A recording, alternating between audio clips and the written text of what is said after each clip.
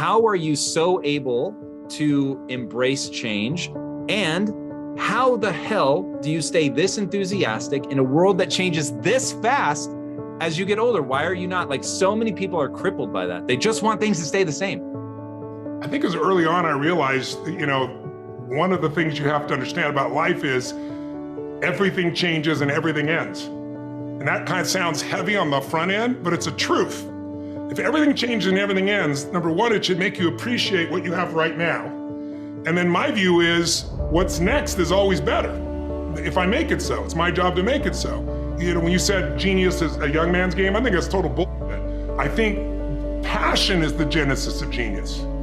If you've got enough passion, you're gonna find answers nobody else does, but most people run out of fuel, meaning they get tired, they get exhausted, they get burnt out, they get, the law of familiarity. They're around something so much, they take it a little bit for granted.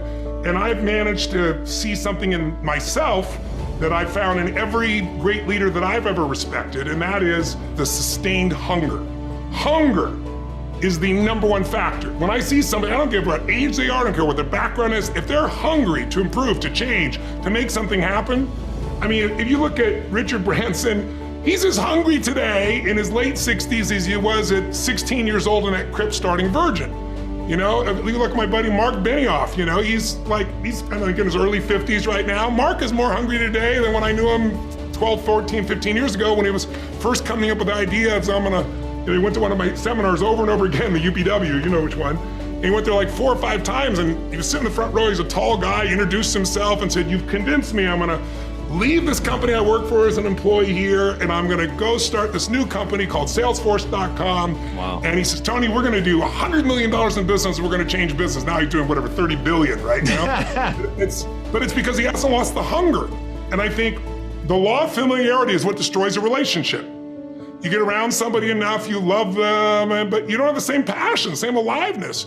And I'm just not willing to settle for a life without passion and aliveness. That's just like, there's so much to learn, there's so much to grow, there's so much to give, and I'm wired to grow and give. And I think anybody gets wired to grow and give is gonna have a really fulfilling life. It doesn't matter what you choose to do, you're gonna be alive. Some people think they just wanna get, but you get, and it's pretty damn boring, and it doesn't really expand your sense of identity of who you are.